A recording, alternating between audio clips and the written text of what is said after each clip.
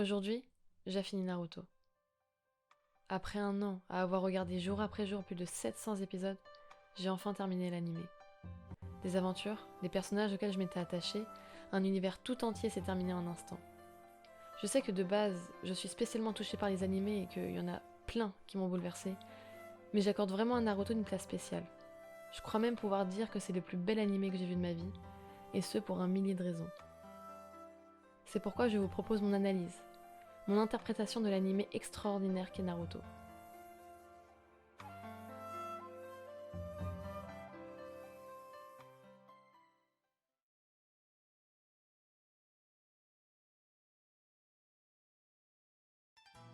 Naruto, c'est avant tout un animé avec son propre univers. En effet, chaque subtilité propre à l'animé a une importance, comme chaque pièce d'un gigantesque puzzle. Tous ces éléments entrent en cohésion les uns avec les autres, structure complexe et organisée d'un univers particulier. Ainsi, le monde de Naruto a sa propre histoire, de l'arrivée de Kaguya sur Terre jusqu'à la 4ème grande guerre ninja, son propre art ninja à base de chakra, sa propre géographie et géopolitique et sa propre population, avec ses rivalités, ses clans et ses grandes figures.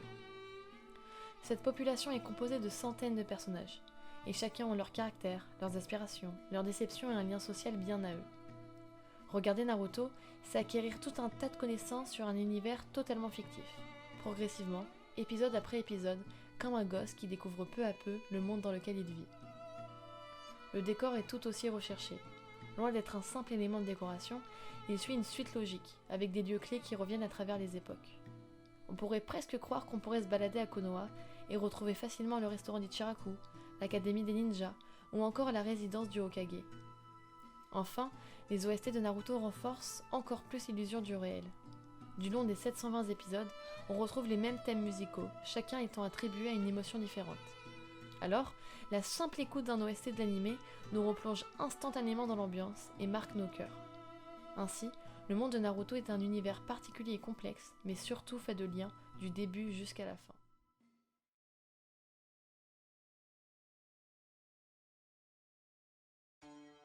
Quelque chose qui m'a beaucoup marqué dans Naruto, c'est que tout est lié du début jusqu'à la fin. Habituellement, dans les séries lambda, chaque saison présente une trame différente, sans vraiment de lien entre elles, dans un seul but de divertissement. Or, les dizaines de saisons de l'anime ne suivent qu'une seule histoire, celle de Naruto Uzumaki, la légende de Konoha.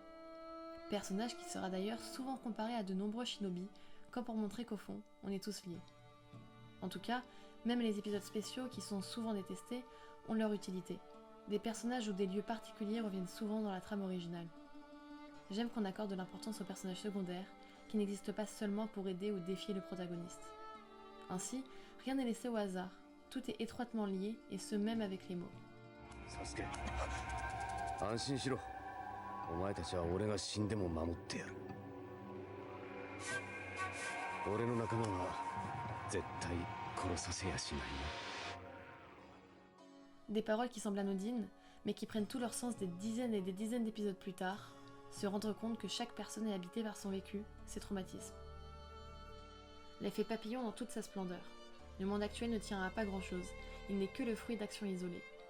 Et ces actions isolées s'entremêlent les unes aux autres pour tisser l'immensité des liens que constitue Naruto. Ainsi, comme je l'ai évoqué tout à l'heure, chaque épisode est la pièce d'un puzzle géant qui a pour origine Kaguya Otsutsuki. Cette simple femme, avec l'arbre sacré, engendre le monde des ninjas et par la manipulation d'Indra sépare l'humanité en deux pendant des siècles. L'histoire des ninjas n'est que suite de manipulations, de manipulateurs manipulés. L'histoire des ninjas est la recherche de la cohésion, de la compréhension et de la paix, qui va trouver son sens grâce au puissant personnage qu'est Naruto.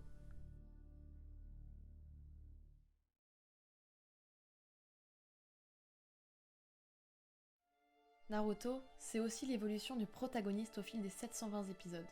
En effet, au début, l'anime peut paraître léger, voire enfantin, mais l'histoire mûrit en même temps que Naruto et finit par être très profonde et lourde de sens. Ainsi, on grandit avec Naruto, on évolue avec son point de vue. D'un petit garçon rejeté qui a comme unique désir la reconnaissance, Naruto tisse peu à peu des liens avec ceux qui l'entourent, en commençant par l'équipe 7, puis ses compagnons d'armes, son village jusqu'à le monde entier. Il crée même des liens avec ses ennemis, qui ne se réduisent plus qu'à de simples méchants, et tente de les comprendre. Narutoには不思議な力があるんですよ。あいつは交わす言葉は少なくても誰とでもすぐ友達になってしまうんです。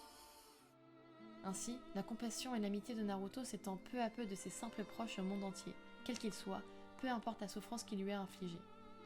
Son désir de devenir Hokage se meut alors lentement en un sincère désir d'un monde en paix. だがいつかは人が本当の意味で理解し合える時代が来るとわしは信じとる。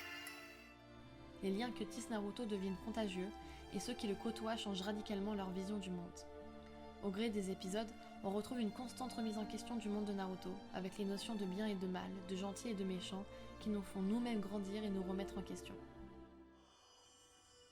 人は誰もが己の知識や認識に頼り縛られ生きている。それを現実という名で呼んでな。しかし知識や認識とは曖昧なものだ。その現実は幻かもしれない。 En apprivoisant son propre démon, Naruto s'ouvre aux autres, prêt à écouter et comprendre leurs souffrances grâce à l'amour. Alors, petit à petit, le petit garçon faible et mal aimé de Konoha devient indispensable, en tant que puissant ninja créateur de liens. Son chemin et sa détermination à toute épreuve inspirent énormément, le nom de Naruto revient alors sans cesse dans Shippuden. Le cancre devient un exemple. Par la même occasion, Naruto nous inspire, et nous donne envie de ne jamais abandonner, de croire en nos rêves. こいつのチャクラはすごく明るくて温かい。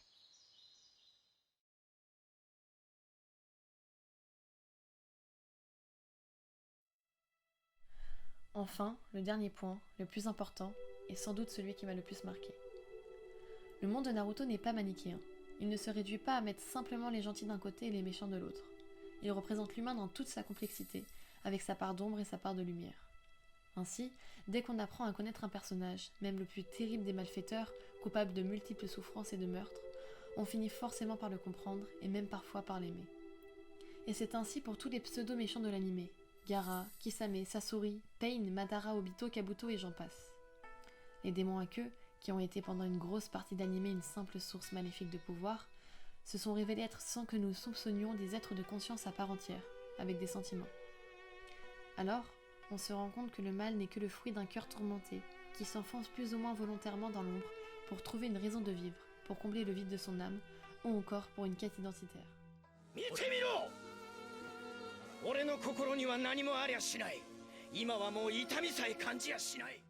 Mais aucun ne s'épanouit dans les ténèbres, qui n'est que le refuge de leurs âmes brisées.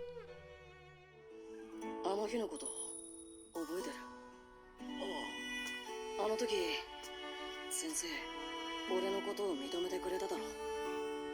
初めてだったんだ。だから今の俺があるんだ。もし誰からも認めてもらえねえであのままだったら里やみんなを恨んでむちゃくちゃになってたかもしんねえ。 Cependant, au final, tous veulent la même chose, un monde en paix où tout le monde est heureux, mais ils se battent pour une question de point de vue. La 4ème grande guerre ninja est l'illustration même de cette idée. Obito et Madara contre le reste du monde, où chacun défend sa vision de la paix. 長く生きれば生きるほど現実は苦しみと痛みと虚しさだけが漂っていることに気づく。 C'est là où le rôle de Naruto prend toute son importance. Il est le lien, celui qui unit les ennemis par la force même du dialogue et de la compassion. Il est le lien entre le yin et le yang, l'amour et la haine, la création et la destruction, la lumière et les ténèbres, les senju et les uchiwa. Il est celui qui unit les ninjas, autrefois séparés à cause de la dispute fraternelle entre Asura et Indra, celui qui brise la malédiction en se réconciliant avec Sasuke. Naruto va terminer la quête de l'unité perdue et réussir là où Hashirama a échoué, en s'obstinant à ramener à la maison son frère de cœur. 確かに忍びの世界でルールや掟を破るやつはクズ呼ばわりされるけどな、仲間を大切にしないやつはそれ以上のクズだ。 Et c'est ainsi que l'anime s'achève sur l'issue du combat entre Naruto et Sasuke, qui symbolise la réconciliation entre les deux opposés par la force de l'amour.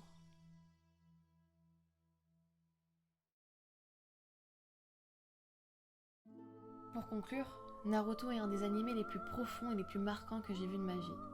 En plus d'avoir une très belle animation, des combats spectaculaires et des magnifiques OST, Naruto est un véritable enseignement de vie. Il remet en question le monde actuel et aborde la puissance des relations humaines avec ses torts et ses travers. il met en avant l'importance des liens et de l'entraide et propose une vision nouvelle du bien et du mal. Cet animé, c'est l'histoire de Naruto Uzumaki, la légende de l'ouragan qui a changé le monde.